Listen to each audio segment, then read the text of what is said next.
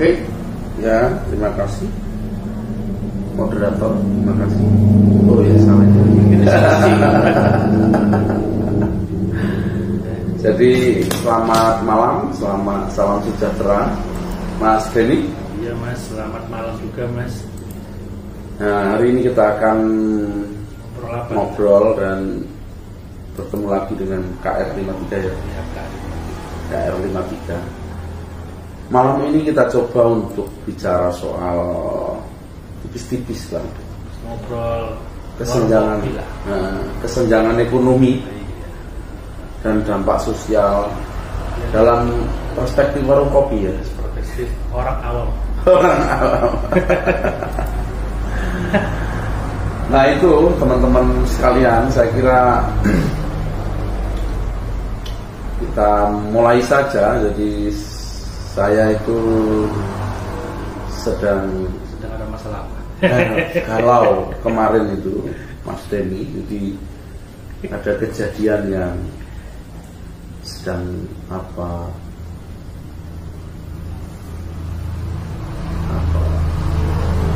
kebijakan kesejahteraan rakyat gitu ya, yang seharusnya dipikul oleh negara yang diwakili oleh tugas perbankan. Nah tiba-tiba kondisinya berbalik begitu. Jadi kalau kita mau pahami kan Undang-Undang Nomor 10/98 itu ada salah satu tugas perbankan itu di samping menghimpun, menyalurkan, mensejahterakan rakyat. Jadi ada dua situasi, yang satu soal bagaimana kita membaca kejadian BRI ini memanggil nasabahnya yang macet kreditnya di dalam alasan-alasan pentingnya yang seperti tidak punya sensitivitas untuk mensejahterakan rakyat. Kejadiannya begitu tanggal 19 kemarin di Kejaksaan Negeri Jombang. Jadi ada banyak dinamika yang saya baca. Saya salah satu aktor yang juga terlibat di situ, tapi ya akhirnya ngobrol sama banyak orang dan saya punya banyak data yang menarik. Tapi ini nanti serial akan kita diskusikan. Semoga juga bisa ketemu kepala BRI sama kepala Kejaksaan bagian Perdata ya. Oke, tapi kita mulai saja. Ini intermezzo Pak Denny. Intermezzo. Nah, kita mulai saja nih. Pak Denny, apa yang kita sedang baca dulu? Nah, Pak Denny adalah pedagang pasar ini, pedagang pasar, tapi dia ini aktivis GMNI dulu. Jadi pedagang pasar yang cukup kritis membaca situasi objektif apa yang dirasakan dan situasi atasnya kenapa gitu kira-kira nih. Apa yang mau dibaca dulu Pak Denny bicara kesenjangan? Mungkin ya kalau kita ngomong kesenjangan ekonomi Mas ya. Mungkin kalau kita mengacu data ya, ya agak-agak inilah, agak-agak rodok cerdas gitu ya. Nah, di bulan Agustus kemarin atau tanggal 8 itu kan hanya banyak data-data yang keluar dari Bank Indonesia. Ada data tentang survei tentang indeks penjualan retail, ada tentang tabungan masyarakat di OJK, yang ketiga ada tentang prediksi atau frekuensi konsumen. Data itu keluar di bulan Agustus. Dari data itu kan kita bisa melihat secara helikopter view ya, bahwasan kondisi kita itu sinyalnya ya trennya memburuk. Tidak baik-baik saja. Bahkan belum kembali pasca COVID kemarin. Apa? Kebanyakan kalau kita baca data statistik itu kan selalu kan mengatakan oh ini lebih baik dari bulan yang lalu, tapi kan kita nggak lihat dari 10 tahun terakhir atau periode kepemimpinan presiden era siapa. Faktanya indeksnya di bawah 100, artinya adalah ekonomi penjualan retail ecer dari tahun 2010 sampai sekarang tidak ada perubahan atau memburuk di bawah 100. Memburuk. Nah kalau orang bilang membaik, itu gimana tuh Pak Denny itu? Ini kan KB semua beralih ke marketplace penjualan Online. non Iya, ada Digital. perubahan gaya berbelanja. itu gimana bahasanya? Tapi faktanya di data itu kan ada 7 kota-kota besar di Indonesia yang digambarkan sebagai gambar ekonomi wajahnya Indonesia, yaitu ada Jakarta. Perubahan perilaku di sana harusnya. Ya, Jakarta, Surabaya, Bandung, dan sisanya beberapa daerah yang ada di luar Jawa. Kan. Faktanya kalau kita ngomong ada perubahan perilaku, ya, kenapa Jakarta indeksnya hanya 60%? Padahal Jakarta itu pusatnya teknologi lah, karena seperti itu. Apakah di Jakarta itu tidak ada marketplace? Para penjual retail kan tidak juga. Jadi artinya kesimpulannya ini sinyal yang harus diperhatikan oleh Semuanya tetap memburuk. semua buruh. Kecuali Jadi, ada 2 alasan poin. marketplace itu juga tidak dibenarkan seluruhnya. Tidak dibenarkan juga keseluruhan. Bahwa tidak semua jatuh, ya kan begitu toh? Yang naik itu dia angka indeksnya itu atau IPR-nya itu 200 ke atas, itu hanya digerak di bidang makan, minuman, dan tembakau. Tapi kan kita telusuri lagi, makanan dan minuman itu kan kebutuhan primer. Ya. Jumlah manusia Indonesia setiap tahunnya kan naik 2% setiap tahunnya, 1,8%. Jumlah pengguna tembakau atau konsumsi rokok kan setiap tahunnya naik. Nah, jadi itu ya enggak, ya kondisi tidak sebagai wajah Indonesia juga lah intinya. Kalau naiknya hanya ditopang uang rokokan repot. Nah, tapi buktinya kita lihat sekarang banyak rokok yang under di bawah 10.000 kan. Dan toko Madura ya. Banyak rokok yang tanda tanya, kok banyak rokok murah sekarang tersebar. Iya, toko Madura yang rokoknya lengkap ini kan bantu promo. Gitu Mas, kalau kita Gitu. ngomong data statistik secara ringkasannya seperti itu. Nah, terus apa lagi nih Pak Denny kira-kira? Kalau mungkin datanya diturunkan lagi dulu di nanti dulu. Kalau di pasar nih, Jadi kalau di pasar tentu sama saja ya Mas ya. Kondisi hari ini menggambarkan tadi itu. dia menggambarkan yang tadi, khususnya di Sandang ya, karena pasar tuh pusatnya pakaian, alat-alat yang disebut motor rumah tangga, yang saya bilang indeksnya itu di bawah 100, itu turun. Ya. Bahkan sampai hari ini yang saya biasanya sering bercengkraman dengan teman-teman pasar, pedagang yang ada di pasar, khususnya di bidang sandang ya, kayak fashion, busana yang lain, atau yang sifat ngecer ya, bukan grosir ya. Memang kondisinya memang kayak gini gitu loh. Kadang ada kalau kita mau pasar Legi ya, karena ini kita ada di Jombang, itu kadang 1 minggu itu pelarinya cuma 1 kali. Berarti kalau kita ngomong tentang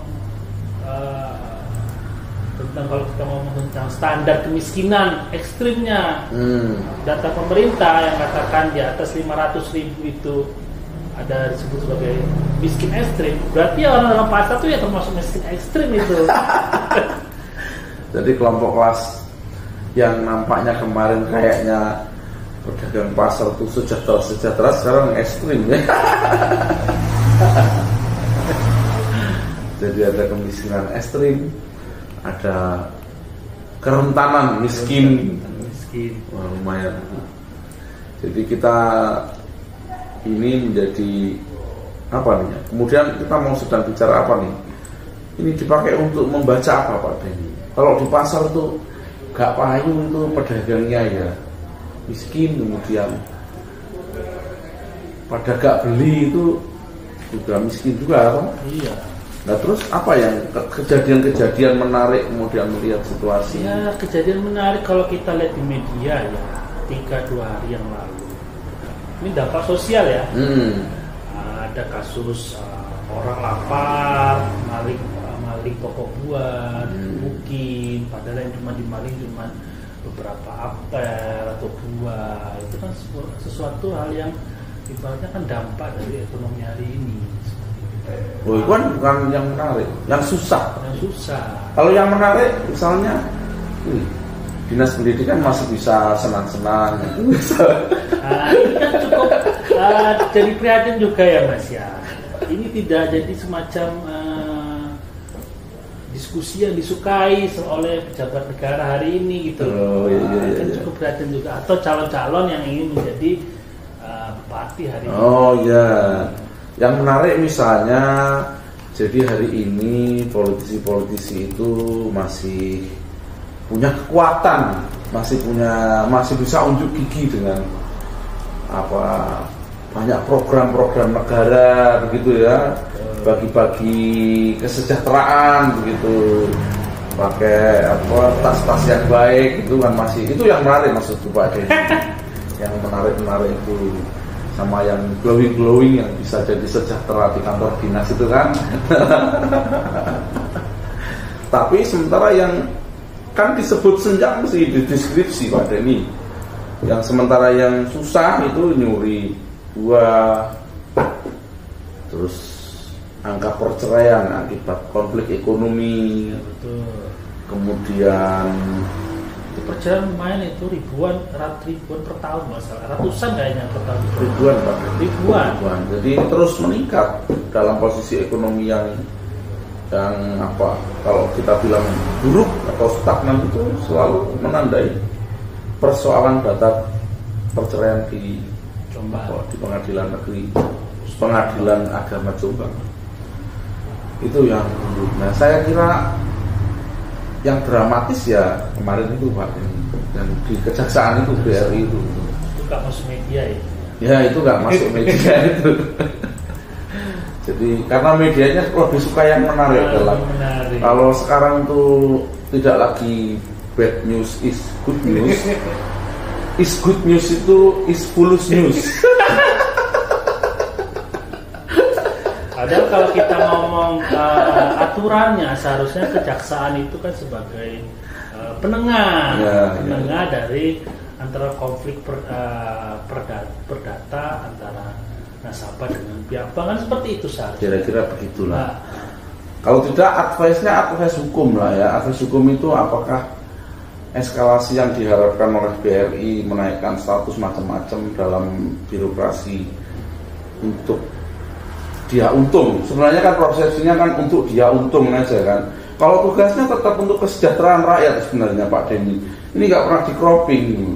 Kalau lihat undang-undang nomor 1998 itu sebenarnya untuk kesejahteraan, tapi tadi menghimpun, menyalurkan untuk kesejahteraan rakyat gitu. Ini kalau kita bilang konstruksinya untuk dapat gaya gitu, karena gayanya kan BRI selalu untung kan di dalam konsep negara itu. BUMN sehat lah kira-kira begitu. Nah ini yo advice-nya untuk BRI untuk kira-kira menjadi lebih punya kekuasaan, tidak terlalu overlapping lah kira-kira. Kalau misalnya cara itu digunakan untuk menekan, ya repot nanti Pak. Jadi kayak ada abuse of power gitu. Orang itu merasa, ada juga yang merasa saya ini kemarin kalau dikatakan mantunya itu dipanggil, memang nggak terima surat gitu loh. Itu sampai misalnya baru 4 kali gitu, sudah dipanggil. Ya, itu yang memang problematika perusahaan milik negara ya, cenderung pelayanannya kurang baik. Oh gitu ya. Yang milik negara memang kurang baik ya. Malah ini saya kira dipanggil itu untuk didaftar sebagai pemutihan.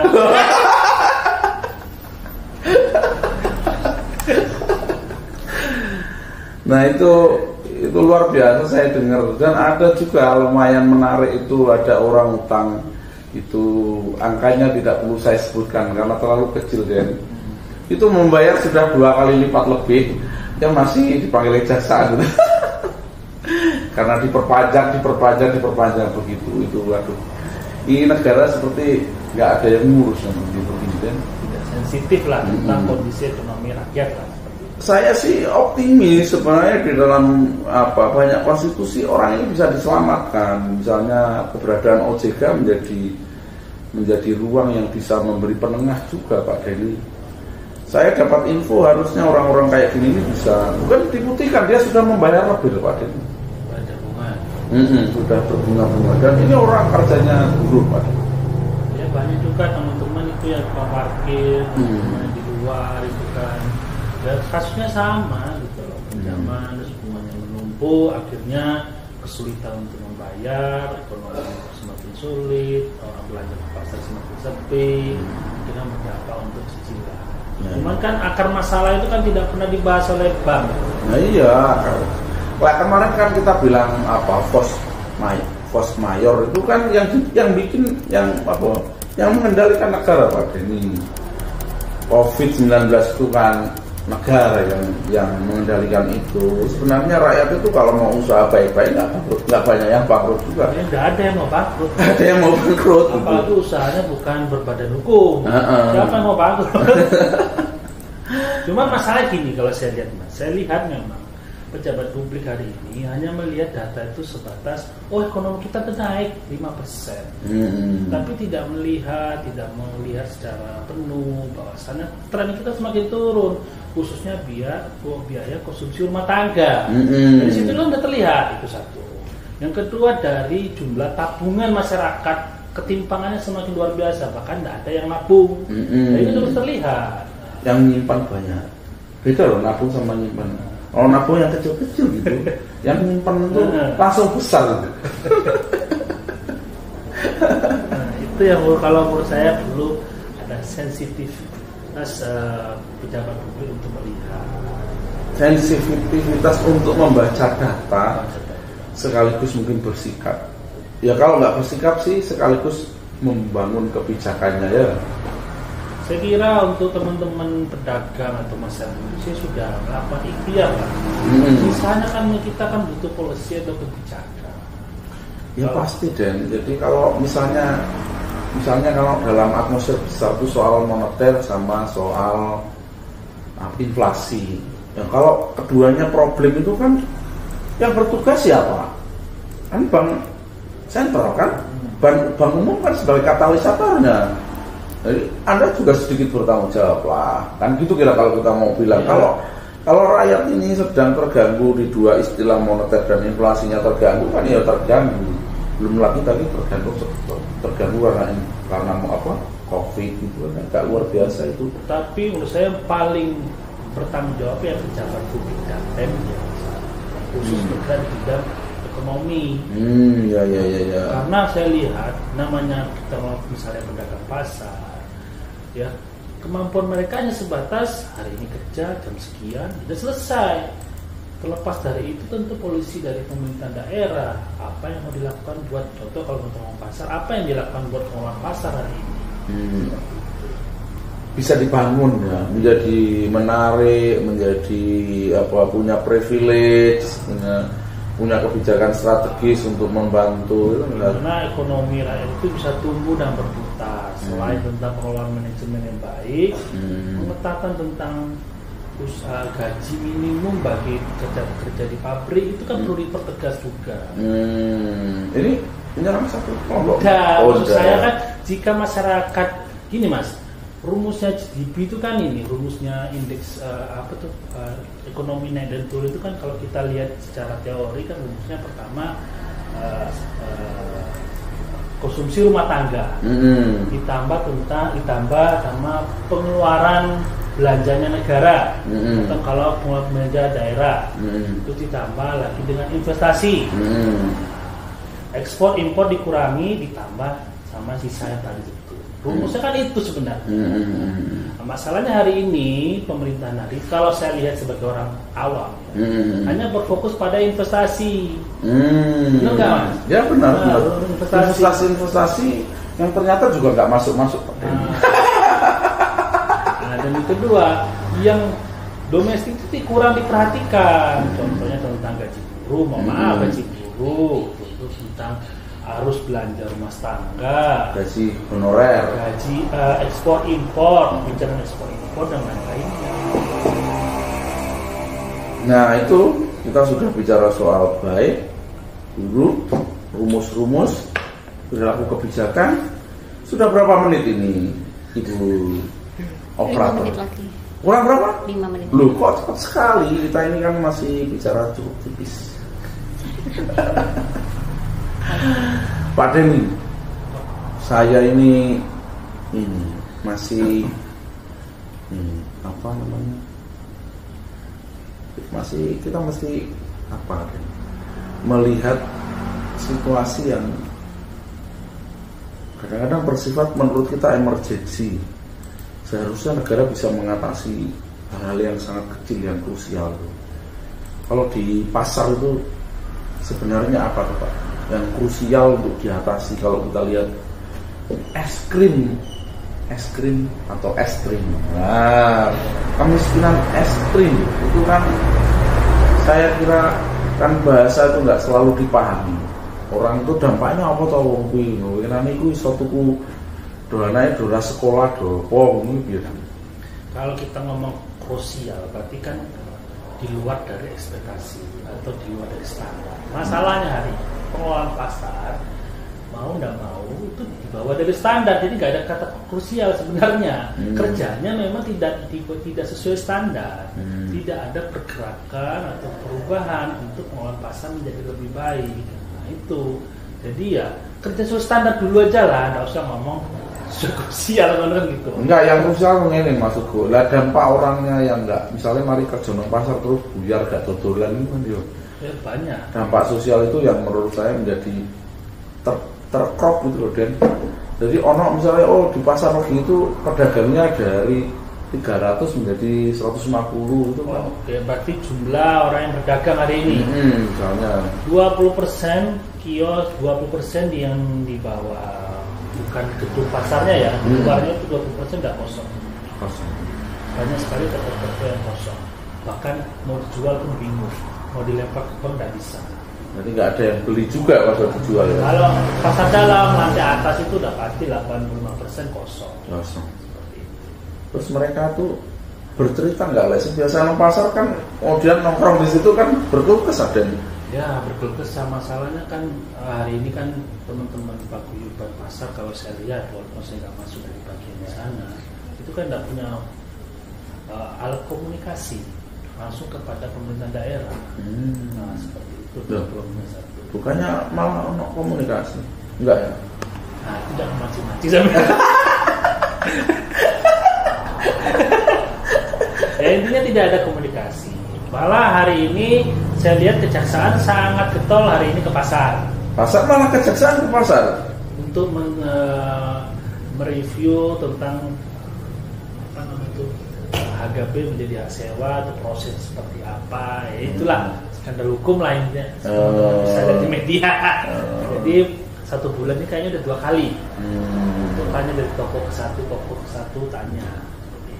Untuk pemerintah daerahnya selama saya kan tumbuh besar kecil di pasar. Saya tidak pernah sekalipun melihat pejabat publik itu ke pasar pakaian. Adanya ke pasar yang sembako. Jadi lihat yang romantis lah, iya. Masih dibeli laku gitu. Yang sepi-sepi ya nggak dikrop lah, nggak dilihat Pak Den. Kan nanti dramatis kayak nggak kerja. Bahkan sampai hari ini kalau bisa ditanya 70% siapa kepala pasarnya, Pak, saya yakin nggak ada yang tahu. Wah, ini fatal ini Pak Den. Pak Denny tahu apa enggak? Pak Denny tahu kan? Saya juga nggak tahu. Wajahnya kenal, tapi siapa beliau saya nggak tahu, karena jarang muncul. Atau profilnya juga nggak kenal. Kalau tahu beliau, tahu nama, mungkin profilnya juga nggak kenal kan, repot itu. Jadi orang ini sebenarnya mengerti pasar atau tidak, terus dia mengerti persoalannya atau tidak, itu malah nggak ngerti sama sekali. Kalau kita mau pasar rugi, yang dikata-kata sebagai wajah ekonomi coba. Nah ya mesti harus diobrolin serius gitu. Kalau saya sih kan guyonannya begini, soal pasar itu kan Mas ini bilang dari kecil sampai sekarang tuh, terus sampai sekarang tuh kayak nggak pernah turun ke sana, atau kalau ada di sayur aja yang ketok kayu gitu. Terus kalau di media itu bilang ini persoalan pasar tuh tumpuk, ada parkir lah, ada apa macam-macam retribusi, ada macam-macam keindahan, ada macam-macam. Bunyi medianya sudah persoalan. Saya sih konteksnya ini dari dulu kan masalah, terus paling ini dari birokrasi ke birokrasi malah nambah masalah. Kalau saya kira kalau saya yang mengalami, parkir tidak jadi masalah. Istilahnya keliru. Wong itu bukan lahan parkir yang disebut. Mereka bayar ya. Kira-kira ngono kan, mereka bayar ya. Nah, sekarang gambarnya lahan parkir, tapi mereka bayar, masa mereka parkir gitu kan? Ya itu kan bunyi medianya kan agak frame-nya kurang tepat kan. Saya kira masalahnya belum sampai ke sana karena yang parkir sekarang udah nggak ada. Kalau konsumen yang mau ke sana itu loh. Kalau saya bilangnya satir Pak Denny. Jadi kayaknya yang dipersoalkan lahan parkir, mana ada lahan parkir? Enggak, ini bayar semua kan gitu kan. Ya kalau media kadang-kadang enaknya kan mukul yang nampak aja, yang nggak nampak ini yang bayar nggak kelihatan Pak Denny. Nggak bayar tani.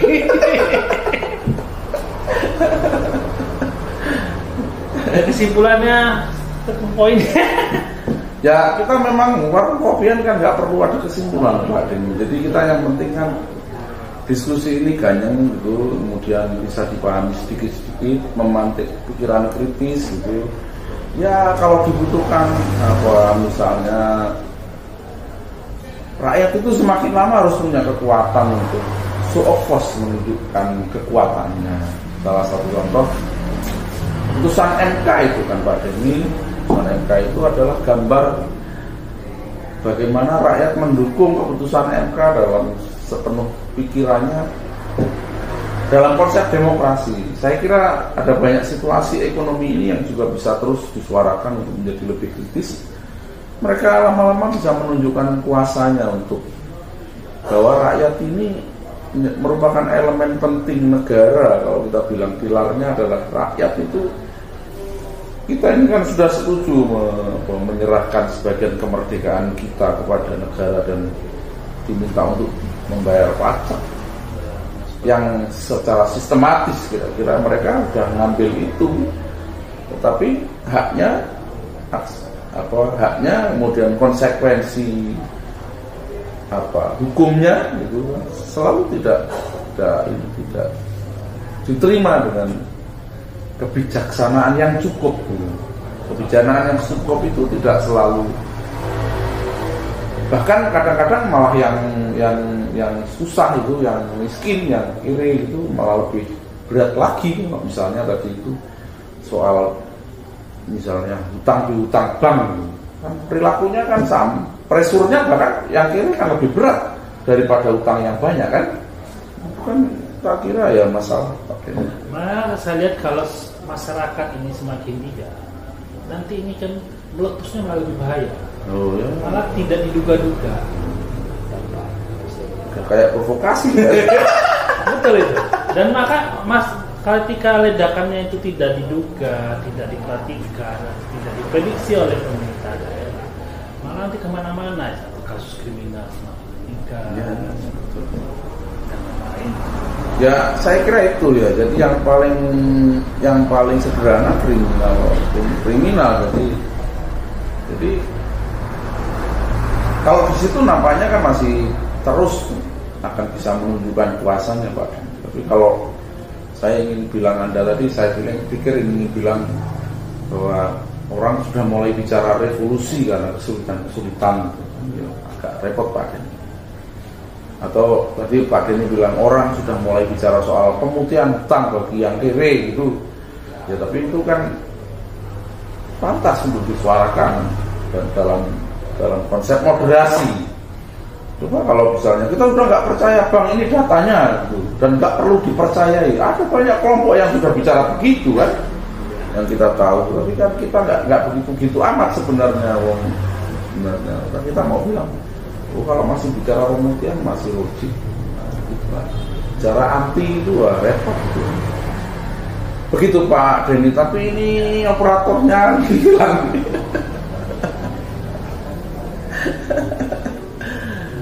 Ada ini Pak Denny, di kampung yang baru ini kan katanya orang-orangnya kurang pada kuat ekonominya. Ceritanya gimana Pak? Ya karena memang kalau ya agak keras sedikit lah Pak Denny. Nah, kalau kehidupan bermasyarakat hari ini yang saya lihat dan alami ini kan cukup hentikan ya. Ada tetangga yang sakit nggak ada biaya, itu kayaknya sudah kayak pemahaman yang udah umum sekarang kita lihat hari ini. Sakit nggak ada biaya. Nggak ada biaya, walaupun mereka ada program BPJS tapi bingung cara menggunakannya gitu. Terus ada kebutuhan sehari-hari tidak tercukupi, lapangan kerja yang sangat sulit, gaji yang tidak sesuai dengan biaya konsumsi harian. Nah, itu kan kadang-kadang kan itu kan sekarang itu kayak pemandangan yang udah umum bagi orang yang hidup di lingkungan yang seperti itu hari ini. Bahkan di pertengahan kota kasus-kasus kayak gitu udah biasa. Tapi itu nggak membahayakan psikologi kita tuh. Lama-lama kita ini kan jadi bebal juga ini kok melihat bangsanya yang kiri-kiri begitu. Tapi ada yang unik, hebatnya orang Indonesia. Kalau kita mau ada namanya survei konsumen. Jadi kalau survei konsumen itu kan menghasilkan 3 data. Yang pertama, kehidupan masyarakat hari ini itu gimana penghasilannya, keterbukaan lapangan kerja gimana, terus yang kemarin atau 3 bulan yang lalu gimana, dan prediksinya ke depan gimana. Jadi kesimpulan data itu yang dikeluarkan oleh Bank Indonesia, hampir mayoritas survei yang melibatkan 4.500 rumah tangga itu mengatakan kondisi hari ini dan kemarin lebih buruk. Itu kok menarik datanya. Tapi yang lebih menarik bukan itu. Tapi lebih menarik untuk kedepannya mereka tetap yakin bahwasan akan ada indah pada waktunya. Itu menarik gitu, Mas. Jadi, data kualitatif itu menarik kayak gitu. Jadi ada harapan lah ya. Iya, Mas. Kalau yang dibaca lanjutannya harapannya BLT model baru atau apa tuh maksudnya itu? Tidak, maksudnya makan siang gratis maksudnya itu atau apa Pak Denny? Tidak tahu ya, Mas. Oh belum. Dan maksud saya kan yang kita tangkap, yang kita ambil itu bahwasannya orang Indonesia ini kan selalu mengedepankan positive thinking gitu. Survival, positive thinking, nilai-nilai spiritual itu selalu digunakan. Kalau enggak, bisa bunuh diri semua. Iya benar, sebubar negara.